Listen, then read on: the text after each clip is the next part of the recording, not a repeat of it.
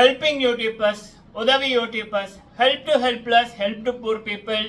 இப்படி இந்த உதவி யூடியூபர்ஸோட திமிர், பணத்திமிர், மனிதர்களையும் மதிக்கிறதில்ல.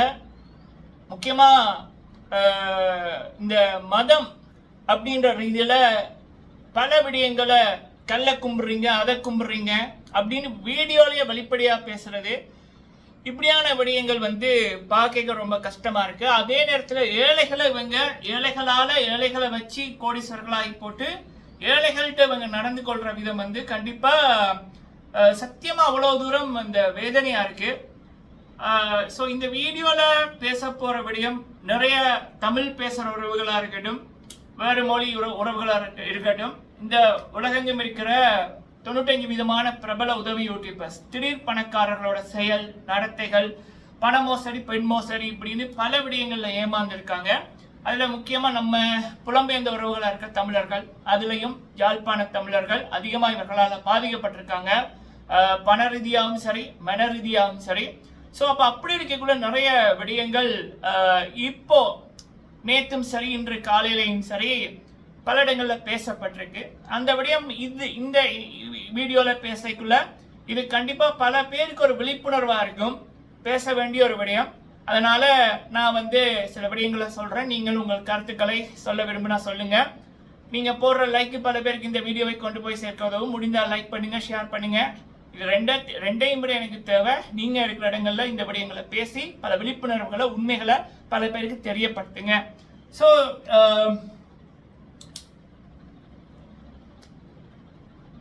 இலங்கை இளைஞர் ஒருத்தருக்கு சவுதியோ கட்டாரோ ஏதோ ஒரு நாட்டில் அவர் மத ரீதியாக சில வார்த்தைகளை சோசியல் மீடியாவில் பாவித்தபடியா ஒரு எதிரான, அதாவது அவர் ஒரு பாவித்தபடியா அவருக்கு 5 ஆண்டுகள் சிறை தண்டனையும் 3 மில்லியன் என்னவோ காசும் கட்டணும் அப்படின்னு சொல்லி தீர்ப்பு அவர் இப்போ சிறையில் இருக்கார் அப்படின்னும் அங்கே இப்போ ரீசெண்டாக இது இந்த தீர்ப்பு மாற்றணும் அப்படின்னா 400 ஷேக் அப்படின்னுவாங்கல்ல, பெரிய பெரிய தலைவர்கள், அவங்க கையெழுத்து வச்சா இவருடைய தீர்ப்பை மறுபரிசீலனை செய்யலாம் அப்படின்றது ரீசெண்டான அப்டேட் ஒன்று. சரியா, நான் இந்த விடயத்தை சொல்லிட்டு நான் வர்றேன், அப்போ உங்களுக்கு ஈஸியாக புரியும். ஸோ இப்போ என்னோட வாழ்க்கையை எடுத்துக்கிட்டா நான் காலையில் 7 மணி சரியா 6:50 ஐயா முருகன் கோயிலுக்கு போயிட்டு திருநீர் வாயில வச்சு விடுவாங்க. இங்க பூசி வாயில வச்சுட்டு இங்க வச்சு விடுவாங்க. இது 7 மணிக்கு நடக்கும். அதே நேரத்தில் முருகன் கோயில நடந்த விடயங்களை பத்தி ஐயா ஒரு ஐயா அப்படின்னா அம்மாட அப்பா, சரியா, ஒரு 10-15 நிமிஷங்கள் காலையில படிப்பிப்பாங்கன்னா சொல்லுவாங்க, அப்படியே நடந்துக்கிட்டு சொல்லுவாங்க. நடக்கைக்குள்ள நித்திய கல்யாணி மரம் இருக்கும், அப்புறம் அந்த ஜெலோ டொட் அந்த அடிச்ச அந்த அந்த பூ இருக்குல்ல, அந்த மரங்கள் இருக்கும். அப்ப காலையில அந்த காத்து வீசைக்குள்ள அப்படியே நடந்துக்கிட்டு ஐயா தண்ணியை எடுத்து அதுக்கு ஊத்திக்கிட்டு சொல்லுவாங்க, வேட்டி shirt, white colour shirt, white colour வேட்டி, இந்த லேடிஸ் பைக் இருக்குல்ல, ஃபேமஸான 90s 80s பைக், அதில் தான் அவங்க வருவாங்க. இந்த விடயங்களை சொல்லுவாங்க. சில வேளையில் இந்த பிரசாதம் இருக்கும், அப்போ தேங்காய் இருக்கும், தேங்காய் அதெல்லாம் சாப்பிட்டுக்கிட்டு இந்த விடயம் நடக்கும். ஸோ 7:40 அப்படி ஐயா அவங்கள விட்டு போயிடுவாங்க. சரிங்களா, அதுக்கப்புறம் 10 மணி அப்படி அம்மாட அம்மா அவங்க மாதா கோயிலுக்கு கூட்டிகிட்டு போவாங்க. அங்கே பார்த்தீங்கன்னா ஒரு 35 நிமிடங்கள் அங்கே இருக்கிறது ஆச்சிரமம் அப்படின்றது. அதுக்கு பிறகு ஆச்சிரமம் அப்படின்னு போகிறது 11-12:30 திரும்ப வீட்டை வந்துடுவோம். சரிங்களா, இது வளர்ந்த விதம். அதுக்கப்புறம் ஸ்கூல் அப்படின்னு போவைக்குள்ள எனக்கு பெருசா, அதாவது அப்பா அம்மா தான் உலகம். அப்போ அந்த ஸ்கூலில் போவைக்குள்ளேயே ஏதோ பிடிக்காதவர்களை கொண்டு போய் விடுற மாதிரி. சரியா, ஆனால் எனக்கு என்னுடைய 6வது வகுப்புல இருந்து ஒரு விடயம் மாறிச்சு, ஸ்கூலுக்கு விரும்பி போக வச்சுது. அப்போ வகுப்பாசிரியர் அப்படின்னு ஒருத்தர் வந்தார், ஜாஃபர் சார் அப்படின்னு, ஜாஃபர் சார்ன்னு. இப்போ கூட அவரை நினைச்சா சந்தோஷமா இருக்கும். என்னோட லைஃப்ல சில விடயங்களை மாற்றி அமைச்சது ஜாஃபர் சார் அவர்கள். ஹீரோ, சரியா, பார்க்க ஆக்ஷன் கிங் அர்ஜுன் சார் மாதிரியே இருப்பாங்க. நமக்கு அதை பார்த்தோன்னே அவரை பிடிக்கும் எனக்கு. அவர் என்னோட பேசும்போதே இவர் தான் வந்த உடனே குட் மார்னிங் அப்படின்னு அவர் பேசுகிற ஸ்டைலே அப்படி இருக்கும், நல்லா இருக்கும். குட் மார்னிங் அப்படின்னு சொன்னோன்னே வந்தோடனே ஃபர்ஸ்ட் டைம் பார்க்குற அந்த ஞாபகம் எனக்கு நல்லா இருக்கு. டையை கட்டி போட்டு திங்கக்கிழமை டைன்னா இந்த இழுத்து போடுற இது இருக்குல்ல, அதை கட்டி போட்டு நம்ம வந்து போயிருக்குள்ள ஃபர்ஸ்ட் டைம் வகுப்பாசிரியர். அது அவர் வரும் வரைக்குமே எனக்கு இந்த ஸ்கூல் இதனாலே பிடிக்காது. அவரை பார்த்தோன்னே சும்மா ஹீரோ மாதிரி இந்த பிரகாசம் முகத்திலே அப்படி ஒரு பிரகாசம். இதுக்கு முதல் நான் அப்படி எந்த டீச்சர்கிட்டையும் நான் அதை வந்து பார்க்கல. இந்த கண்ணே வந்து அவ்வளோ பவர்ஃபுல் அப்படின்னு அவரை பார்த்தோன்னே பிடிச்சிட்டு, அதுக்கப்புறம் முதல் நாள் அவர்கிட்ட போக முடியல. 2வது நாள் வந்து கொப்பி காமிக்கிறதுக்கு போவைக்குள்ள அவர் பேசின விதம், ட்ரீட் பண்ண விதமே வேற மாதிரி. தொடர்ந்து 4 வருஷம் அவர் தான் எனக்கு வகுப்பாசிரியர். அந்த 4 வருஷத்துல நிறைய விடயங்கள் எனக்கு வந்து வாழ்க்கை அனுபவம் கிடைச்சிது. எப்படி ரெஸ்ட் பண்ணணும், ஷோர்ட்ஸ் எல்லாம் நான் வந்து பாத்தீங்கன்னா இங்க வரைக்கும் இருக்கும், சரியா, இங்க வரைக்கும் இழுத்து போடுவேன். சூர்யா முந்தி படங்கள்ல போடுவார்ல அப்படி, அதை இருக்கட்டும். ஷர்ட்டை கூட வந்து இதெல்லாம் இப்படியே இங்க வரைக்கும் இருக்கும்.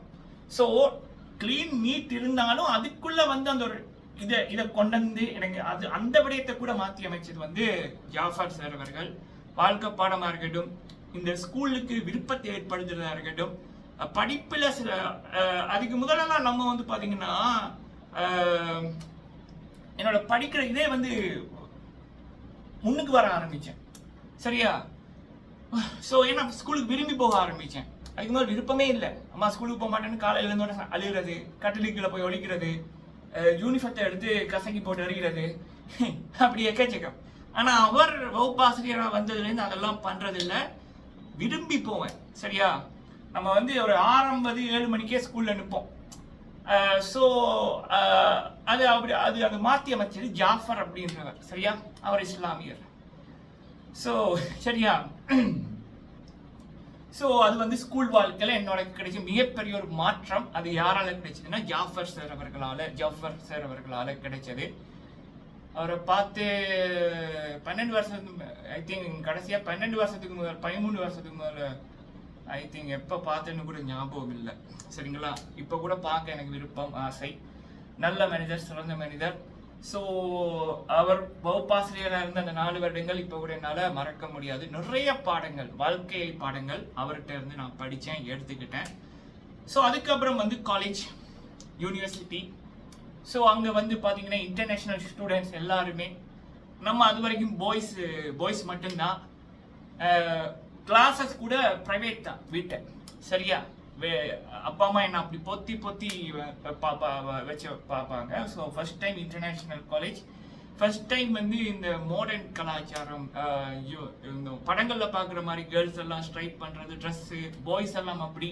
நம்ம ஒரு நோக்கியா ஃபோனு, அதுதான் நம்மளோட இது, எண்ணெய் வச்சு போட்டு செருப்பு, சோலாப்பரி செருப்பு, அது அப்படின்னு இருக்கைக்குள்ள ஸோ ஒன்றுமே ஓடல, பயம். ஸோ அப்படி இருக்கக்குள்ள சச்சினி அப்படின்னு ஒரு பொண்ணு, அவங்க பௌத்த மதம். ஸோ அவங்க வந்து ஒரு சகோதரமா, ஒரு ஃப்ரெண்டா வந்து இருக்கக்குள்ள நம்ம ஸோ அகெயின் அப்படி ஸ்கூலுக்கு போக விருப்பம் இல்லாமல் இருக்கக்குள்ள எப்படி ஜாஃபர் சார் அப்படின்றவங்க வகுப்பாசிரியர் வந்தாரோ, அதுக்கப்புறம் அந்த என்னோட வாழ்க்கை மாறிச்சோ, அதே போல சச்சினி அப்படின்றவங்க.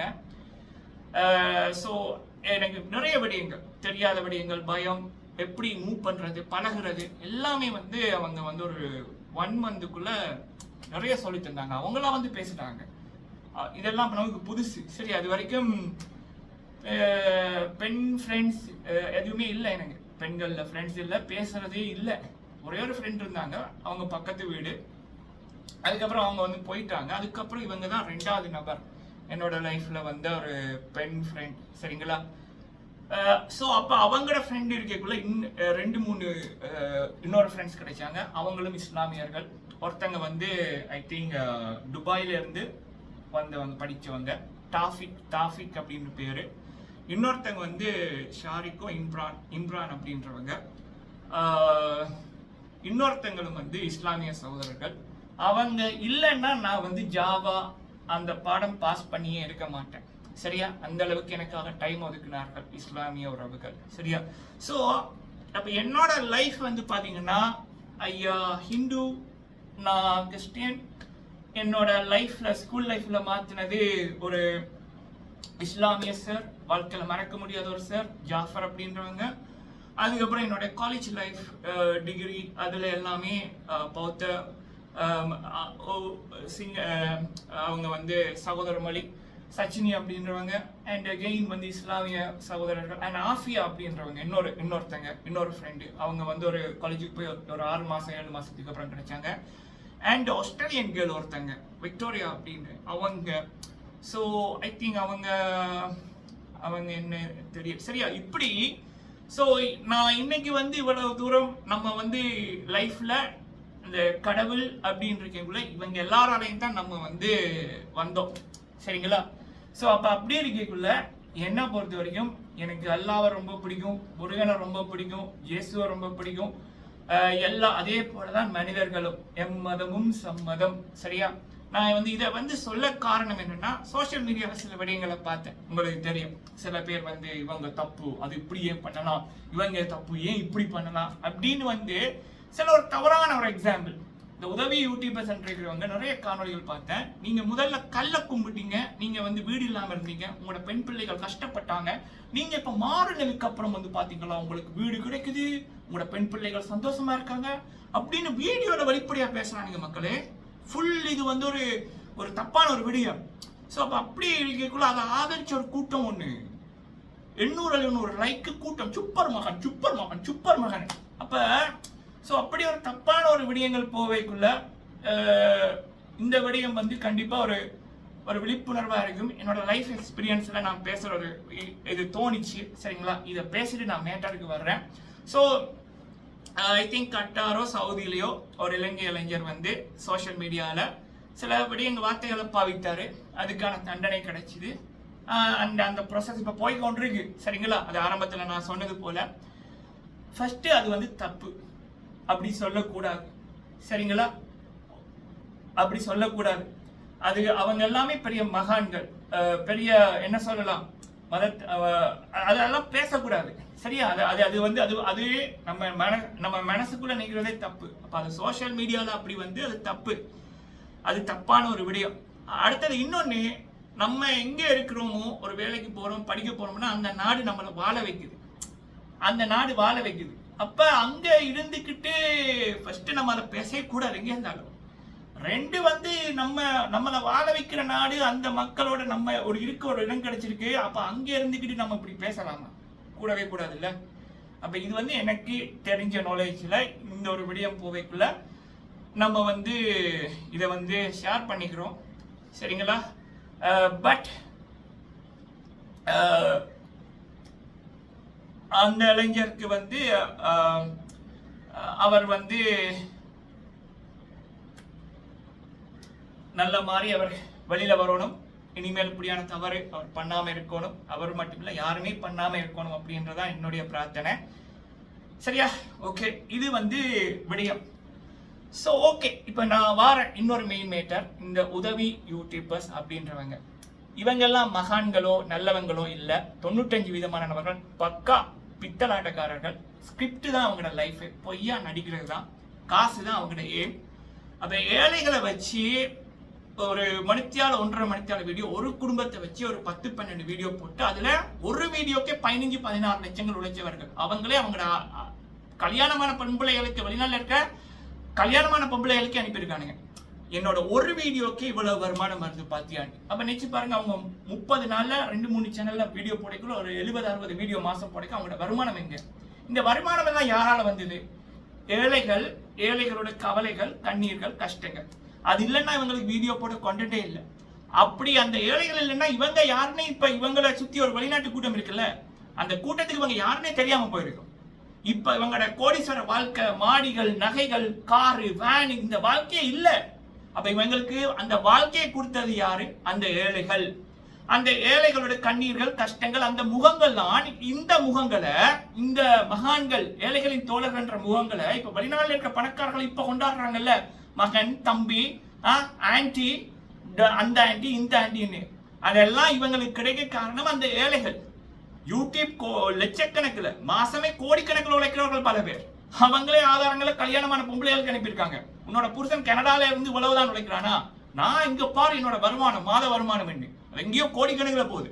அப்ப அதெல்லாம் யார் கொடுத்தது? அந்த ஏழைகளோட மூஞ்சைகளும் கண்ணீர்களும் அவங்களோட இருப்பிடங்களும் அப்படியே கொடுத்தது. அவங்களோட ஃபுல் டீட்டெயிலை கொடுத்து அவங்கள பேச வச்சு தான் இவங்க காசு உழைச்சது. உண்மைப்படி எந்த குடும்பத்தை வச்சு இவங்க ஒரு வீடியோ, ஒரு மணித்தால வீடியோ போடுறாங்க, ஒரு மணித்தால வீடியோக்கு 2 லட்சம் வருதுன்னு வைங்க, சரியா இவங்களுக்கு. அப்ப அதுல எந்த குடும்பம் வந்திருக்கோ அந்த குடும்பத்துக்கு முறைப்படி, மனசாட்சிப்படி, நியாயப்படி இவங்க அந்த பாதி காசை கொடுக்கணும். ஆனா இதுகளுக்கு மனசே இல்லையே. நான் இந்த படியும் பேசுவேன், தொடர்ந்து பேசுவோம், சரியா? சரி, ஓகே. அப்ப அப்படி இருக்கக்குள்ள அந்த ஏழைகள்னா இன்னைக்கு இவங்களே இல்லை, இருந்த இடத்துல இவங்க இருந்திருக்கணும். இவங்களுக்கு யூடியூப்ல வளர்ச்சியும் இருந்திருக்காது, வெளிநாட்டோட சொந்தங்களும் கிடைச்சிருக்காது.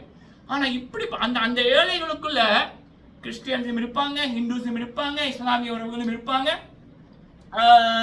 அப்படி நிறைய பேர். அந்த ஏழைகள் அப்படின்றவர்கள்லாம் இவர்களுக்கு இன்னைக்கு இவ்வளவு பெரிய ஒரு வாழ்க்கையை கொடுத்தது.